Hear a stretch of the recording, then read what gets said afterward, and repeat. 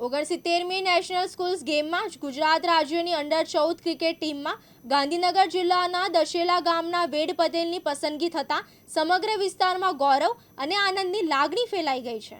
નાની વયે રાષ્ટ્રીય કક્ષાએ પહોંચેલા વેદ પટેલે મહેનત અને સમર્પણથી ગામ અને જિલ્લાનું નામ રોશન કર્યું છે. રાજસ્થાનના શિકર ખાતે યોજાયેલી 69મી નેશનલ સ્કૂલ્સ ગેમમાં ગુજરાત રાજ્યની અંડર-14 ક્રિકેટ ટીમમાં ગાંધીનગર જિલ્લાના દશેલા ગામના વેદ રાજુભાઈ પટેલની પસંદગી કરવામાં આવી છે.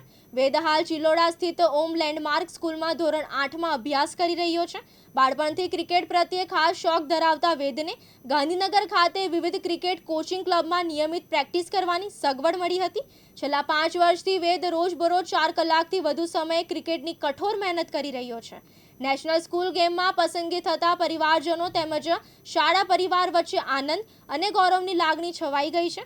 માણસા ખાતે યોજાયેલી જિલ્લા કક્ષાની પ્રજાસત્તાક દિનની ઉજવણી દરમિયાન કેબિનેટ મંત્રી ઋષિકેશ પટેલના હસ્તે વેદ પટેલનું સન્માન કરવામાં આવ્યું હતું. શિક્ષક તરીકે ફરજ બજાવતા વેદના પિતા રાજુભાઈ પટેલ પણ ક્રિકેટના શોખીન છે.